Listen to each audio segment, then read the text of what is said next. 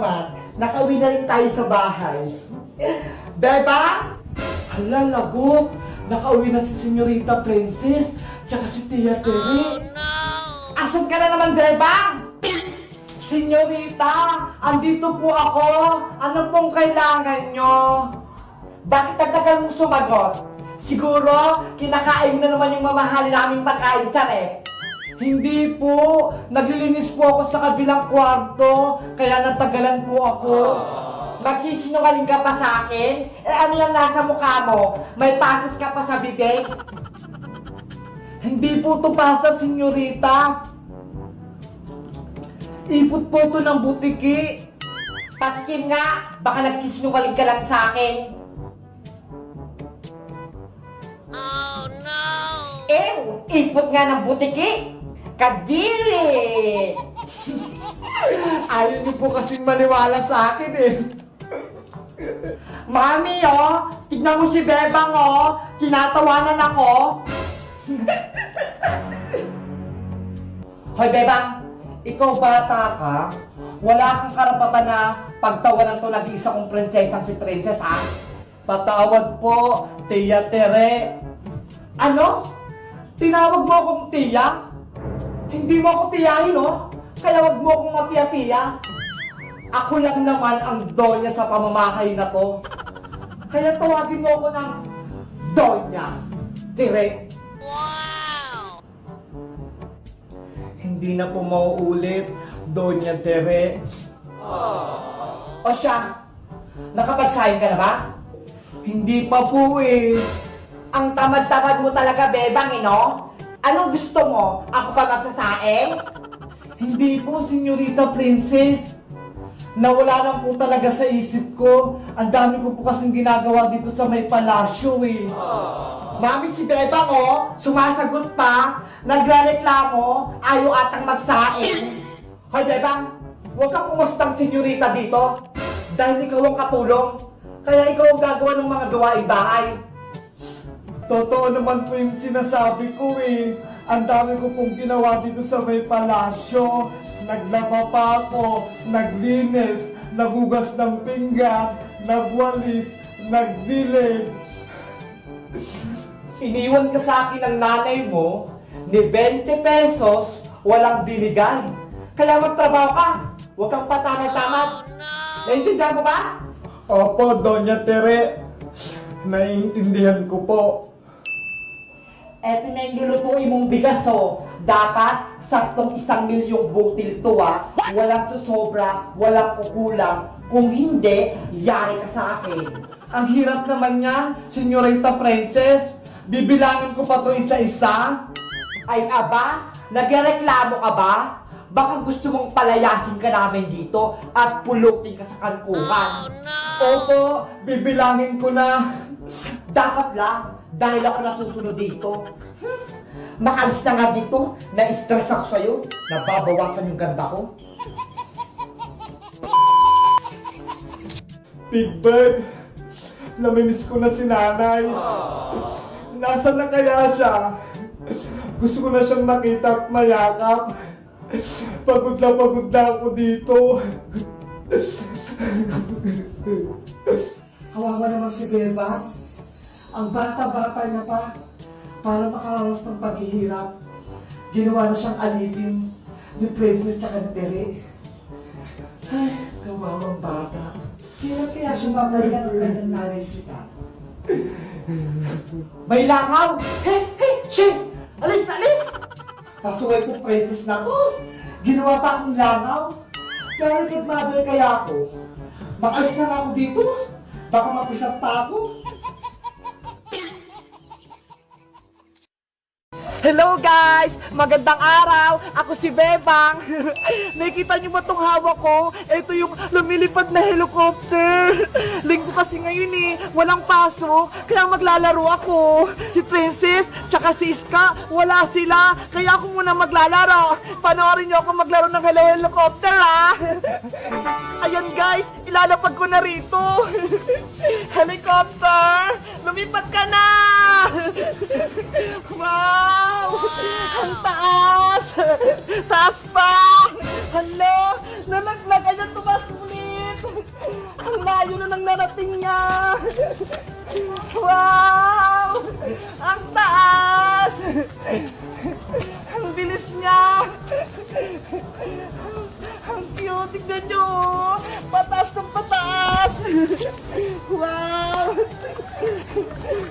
Taas pa! Ang ganda guys, no? Wow! Hala, tignan nyo, sobrang taas niya na! Hi! Parang na siya nasa langit! Wow! Taas pa!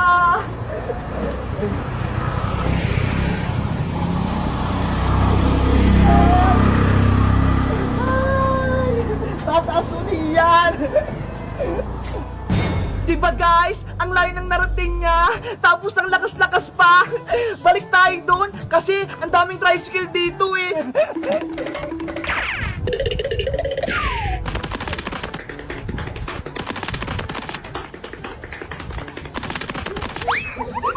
Ang bilis-bilis niya. Isa pa, ulitin ko ulit. Madali lang naman siya laruin guys eh. Meron siya ditong switch oh, tignan nyo. Ayan, tignan nyo, napindot ko na yung switch. Tapos, eto yung remote control niya ho, para sa pagtaas, tapos sa baba. Tignan nyo, gagawin ko ulit. Ayan na, paliliparin ko na ulit. Go! Taas na! Diba ang galing? Ang taas na! Tapos bababa, tataas ulit. Ganun lang guys, madali lang siyang laruin. Diba ang taas niya na? Wow! Ang taas niya lalo! Ay! Taas ulit! Ang galing-galing guys, no? Kaya kung gusto niyo nito, magpabili kayo sa Shopee o kaya sa Lazada. Wow! Oh no! Hala guys, nahulog na sa kanal. Sana hindi nabasa para hindi siya masira. Ayan, onti lang yung basa niya, hindi pa to sira. 1 hour later. Hala guys, paulan na, uwi na ako, doon na ako sa bahay.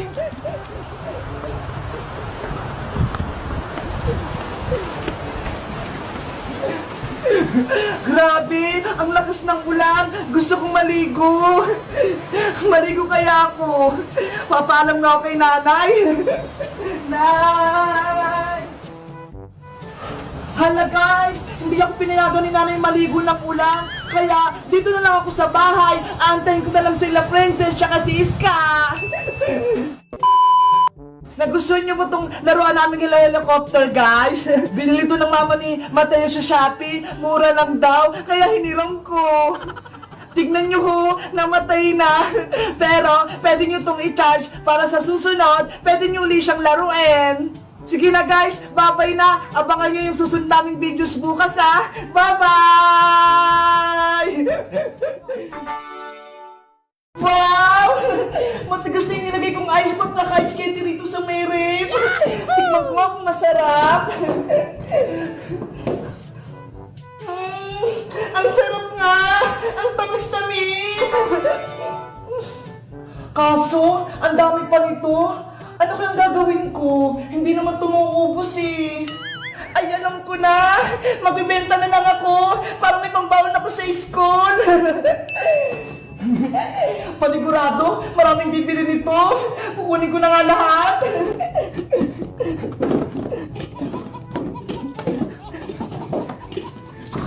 Ayan, ibibenta ko na to.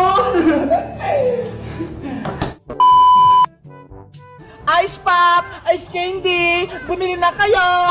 Masarap at matigas to. Bebang, ano yung binibenta mo? Boyong, nagtitinda ka ng ice candy rito. Gusto mong bumili? Magkano ba yan isa?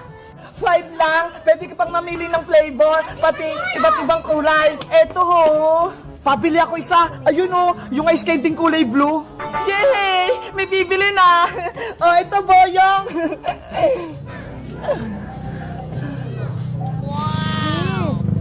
Ang sarap! Salamat sa pagbili, Bayang! Sige na, aalis na ako. Mamaya babalik ako. Bibilang ko si Angela. Gusto ko din ng ice candy. Nagugutom ako. Bebang! Bebang! Princess Iska, nandito ako. Nagbibenta ako ng ice candy. Wow! May ice candy ka! Bumili na kayo. Mura lang. 5 pesos. Tamang-tama. Gutom na ako. Gusto ko magmerienda. Pabili ako ng isa, Bebang. Princess, ilibre mo ko. Wala akong perang dala eh. Sige, dahil best friend kita, ililibre kita, Iska. Thank you, Princess. Ang bait mo talaga. Bebang, pabili ako ng 2 ice candy. Tag-isa kami ni Iska. Okay, eto na. Ang lamig-lamig, ang tigas-tigas. Gusto ko din nun. Ang sarap! A few moments later. Ate, pengi naman ako ng ice candy. Nauuhaw ako. Hoy bata, hindi pwede no? Humingi ka ng pera sa mama mo para may pambili ka. Wala na po kasi akong nanay eh. Kaya palaboy-laboy na lang po ako. Eh di sa papa mo, huwag ka sa akin humingi. Wala na rin akong tatay. Princess, huwag ka naman ganyan. Kawawa nga siya eh. Parang gutom. Hindi ko naman siya kilala, Bebang eh. Bakit ko siya bibigyan? Kahit na, dapat mapagbigyan at matulungin ka pa rin, lalo't nahihirapan sila. Bata, anong pangalan mo? Ako po si Esther. Oh, Esther, sa'yo na lang tong ice candy. Libre ko na lang to sa'yo. Wow! Talaga po. Kunin mo na, huwag ka nang mahiya. Marami pong salamat. Walang anuman. Kaso Ate Bebang, may mga kapatid po ako. Gusto rin po nila ng ice candy. Nasaan sila? Ani, Kulin, Cheche, Eko, halina kayo rito. May libreng ice candy. Yay! Hala, ang dami nila. Maubos ang ice candy mo, Bebang. Okay lang yun, Princess. Kahit maubos ng mga ice candy ko, basta nakatulong ako sa kanila. Ate Bebang, eto na po yung mga kapatid ko. Eto na yung mga ice candy at ice pop. Hati-hati kayo dyan sa inyo na yan lahat. Akin na yung isa, tirahan nyo ko. Hingi rin. Hala si Princess, nakiagaw pa. Sa mga bata na nga lang yun eh. Ang sarap kasi ng ice candy at ice pop ni Bebang eh. Hello guys! Magandang araw! Ako si Bebang! Nagtinda ako kanina ng ice pop tsaka ice candy, tapos naubos siya lahat. Kasi binigay ko kay Esther tsaka sa mga kasama niya. Kawawa kasi sila eh, mga gutom. Kaya kayo guys magbigay din kayo sa nangangailangan. Kapag sobra yung pagkain nyo, huwag kayong madamot. Huwag nyo gayahin si Princess. Kayo guys, gusto nyo rin ba yung ice candy na tinitinda ko? Anong flavor yung gusto nyo? Mag-comment lang kayo. Bye-bye!